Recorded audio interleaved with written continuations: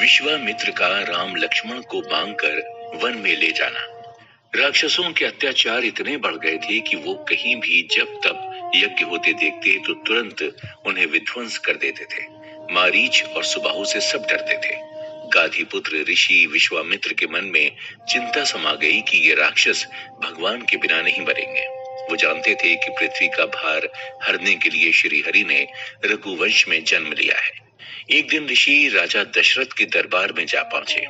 राजा ने सब प्रकार से विश्वामित्र का आदर सत्कार किया और आने का प्रयोजन पूछा। ऋषि विश्वामित्र बोले, राजन, राक्षसों के समूह हमें बहुत सताते हैं, यज्ञ तप नहीं करने देते, इसलिए मैं तुमसे कुछ मांगने आया हूँ। श्री राम को लक्ष्मण के सहित मेरे साथ भेज दो। ये सुनकर राजा दशरथ का हृदय कांप उठा।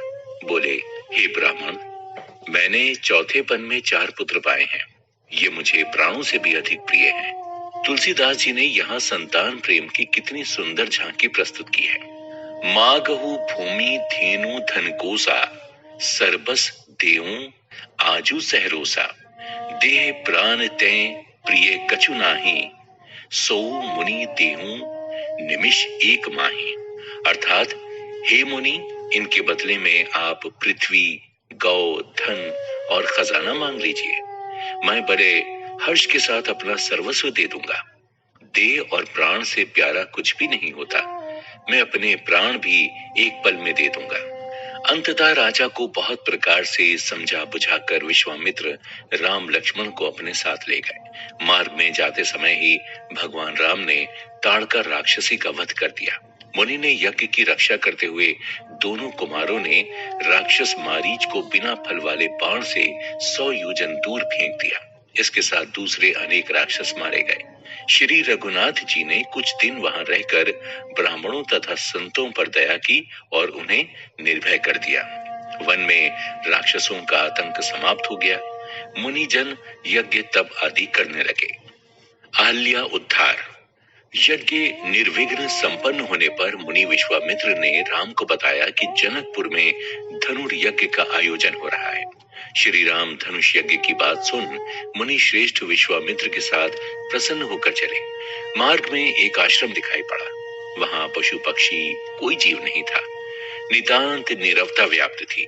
पत्थर की एक शिला देखकर प्रभु श्री राम ने बड़ी उत्सुकता से इसके बारे में पूछा। मुनि विश्वामित्र सब जानते ही थे। अहल्या की करुण कथा विस्तार से बताने लगे। अहल्या ब्रह्मा जी की अत्यंत सुंदर तथा गुणवती कन्या थी। उसका रूप लावण्य स्वर्ग की अप्सराओं को भी लजा देता था। उस काल के सभी श्रेष्ठ पुरुष उस कन्या से विवाह करना चाहते थे। यहाँ तक कि देवराज इंद्र भी उसे पत्नी रूप में पाना चाहते थे।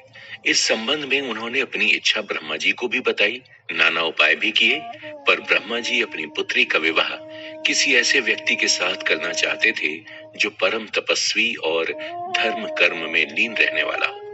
उन्होंने जब वर की खोज की तो उन्हें गौतम ऋषि के अतिरिक्त कोई दूसरा योग्य वर ना मिला। तब उन्होंने अहल्या का विवाह गौतम ऋषि के साथ कर दिया। पति पत्नी सुखपूर्वक जीवन व्यतीत करने लगे, परंतु इंद्र ने उनका वैवाहिक सुख देखा नहीं गया। वो पहले से ही अहल्या को प्राप्त करना चाहते थे। उन्हें जब से अहल्या और गौतम ऋषि के विवाह का समाचार मिला था, तभी से वो ईर्ष्या की आग में जल रहे थे। वो किसी भी तरह से उसे प्राप्त कर लेना चाहते थे। अहल्या को पाने के लिए इंद्र ने एक योजना बनाई। इस योजना में उन्होंने चंद्रमा को भी सम्मिलित कर लिया। एक बार आधी रात के समय चंद्रमा मुर्गा बनकर बांग देने लगा। गौतम ऋषि ने समझा कि भोर होने वाली है, अतएव वो उसी समय स्नान के लिए चल पड़े। उनके जाने के बाद इंद्र ने गौतम ऋषि का वेश धारण किया और अहल्या के पास आकर सो गए। जल्दी ही गौतम ऋषि स्नान करके वापस लौट आए। उन्होंने जब इंद्र को अपने वेश में देखा तो पल भर में सारी बात समझ गए। वो क्रोध से भर उठे, शाप देते हुए बोले, पापी, तूने मेरी पत्नी से छल किया है। तेरा ये पाप कदापि क्षमा योग्य नहीं है। जा, मैं तुझे शाप देता हूँ कि तू इसी समय नपुंसक हो जाए। अब तक इंद्र के शरीर से काम का आवेग समाप्त हो चुका था। उन्हें अपराध बोध सताने लगा। उन्होंने गौतम ऋषि से क्षमा याचना की, परंतु उन्होंने इंद्र को कठोरता पूर्वक वहां से चले जाने को कहा।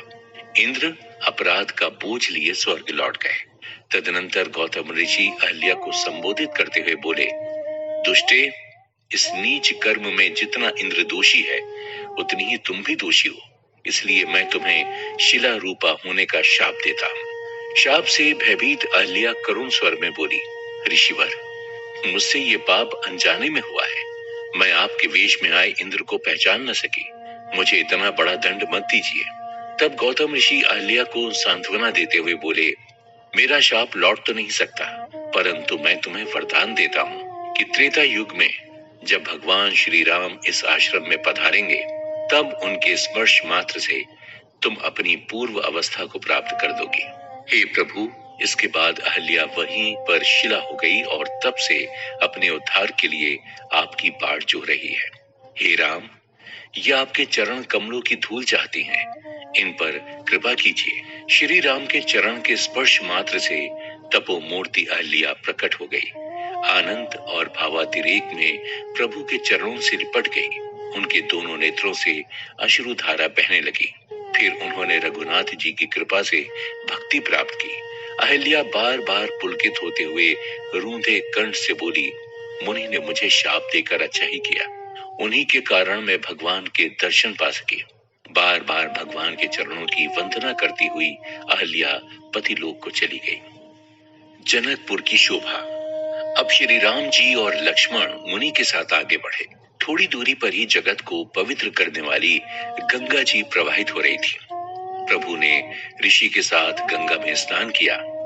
मुनि ऋषियों के साथ अनेक प्रकार से सत्संग हुआ। बातों ही बातों में रास्ते का पता ही नहीं चला और वो जनकपुर के निकट पहुंच गए। श्री राम जी ने छोटे भाई लक्ष्मण के साथ जनकपुर की शोभा देखी तो वहां के मनोरम दृश्य देखकर दोनों भाई बड़े हर्षित हुए। उन्होंने देखा वहां अनेकों सुंदर सुंदर कुएं, बावलियां और सरोवर हैं, जिनमें अमृत के समान स्वच्छ जल है। कमल दल खिले हुए हैं और जिनकी सीढ़ियां मड़ियों से सजी हुई हैं। बाग बगीचों में बहार छाई हुई है। नाना प्रकार के पक्षी जिन पर बसेरा किए हुए हैं। जनकपुर के बाजारों में कुबेर के समान सेठ लोग अनेक प्रकार की वस्तुएं लेकर बैठे हुए हैं। नगर के चौराहे और गलियां स्वच्छ और सुवासित हैं। सबके घरों पर बड़े सुंदर सुंदर मंगलकारी चित्र अंकित हैं। नगर के सभी स्त्री पुरुष सुंदर, पवित्र, साधु स्वभाव वाले, ज्ञानी और गुणवान हैं। तुलसीदास ने जनकपुर का बड़ा मनोहारी वर्णन किया है। बने न बरनत नगर निकाई, जहां जाई मन तहीं लोभाई। चारू बजारू विचित्र अंबारी, मणिमय विधि जनु स्वकर समारी। अर्थात नगर की सुंदरता का वर्णन करते नहीं बनता है। मन जहां जाता है वहीं रम जाता है। सुंदर सुंदर बाजार हैं, मणियों से बने विचित्र छज्जे हैं, मानो ब्रह्मा ने इसे अपने हाथों से बनाया है। राजा जनक का नगर धन धान्य तथा सब प्रकार के वैभव से परिपूर्ण है, जिसे देखकर देवताओं का मन भी डोलने लगता है। मिथिलापति जनक ने ये समाचार सुना कि मुनि विश्वामित्र पधारे हैं, तो वो अपने गुरु शतानंद और संत समाज के सहित उनसे मिलने चले। राजा ने मुनि विश्वामित्र के चरणों में मस्तक रखकर प्रणाम किया। मुनि ने प्रसन्न होकर उन्हें आशीर्वाद दिया। श्याम और गौर वर्ण के दोनों कुमारों को देखकर सब प्रसन्न हो गए। मुनि विश्वामित्र ने दोनों कुमारों का परिचय कराया। हे राजन, ये दोनों रघुकुल मणि महाराज दशरथ के पुत्र हैं। राम और लक्ष्मण, ये दोनों भाई शील और बल के धाम हैं। इन्होंने युद्ध में असुरों को जीतकर मेरे यज्ञ की भली भांति रक्षा की है। और सुनिए, इनकी आपस की प्रीति बड़ी विचित्र और सुहानी है, वो मन को बहुत भाती है। ये दोनों भाई आनंद को भी आनंद देने वाले हैं। ये सुनकर राजा जनक ठगी से रह जाते हैं। वो बार बार प्रभु को निहारते हैं। शरीर पुलकित हो रहा है, हृदय में उत्साह उमड़ रहा है। मुनि की प्रशंसा करके और उनके चरणों में सिर निवाकर राजा ने नगर में उनकी आगवानी की। अत्यंत सुंदर महल में जाकर राजा ने उन्हें ठहराया। मुनि विश्वामित्र की आज्ञा पाकर दोनों भाई नगर दर्शन के लिए निकल गए। नगरवासी दोनों भाइयों को देखकर बड़े प्रसन्न हो रहे हैं। युवती स्त्रियां घर के झरोखों से लगी हुई प्रेम सहित श्री राम के रूप को आंखों से पी रही हैं। सखियां आपस में उनकी रूप राशि की चर्चा करती हैं। लगता है दोनों कुमार बाल राजहंसों का सुंदर जोड़ा है। कितने कोमल और सुंदर काले बाल हैं। इन्होंने ही मुनि विश्वामित्र के यज्ञ की रक्षा की है। इन्हीं नन्हे नन्हे हाथों से राक्षसों को मारा है। जहां जहां दोनों भाई जाते हैं वहां परम आनंद छा जाता है। श्री राम की मनोहर छवि देखकर एक सखी कहती है, अरे सखियों, मेरी सम्मति में तो ये वर जानकी के सर्वथा योग्य है। हमारे राजा कहीं इन्हें देख लें तो धनुष यज्ञ का हठ छोड़कर इन्हीं से जानकी का विवाह कर देंगे। दूसरी सखी बोली, सखी, मैं तो इतना जानती हूँ, यदि विधाता सबको उचित फल देते हैं तो हमारी जानकी जी को यही वर मिलेगा। हे सखी, मुझे तो इसमें जरा भी संदेह नहीं है। विधाता ने हमारी जानकी के लिए ही इन्हें यहाँ भेजा है। यदि ये संयोग बन जाए तो हम सब कृतार्थ हो जाएं। दोनों भाइयों ने पूरे नगर को घूम घूम कर देखा। संध्या हो चली तब दोनों कुमार गुरु के पास लौट आए।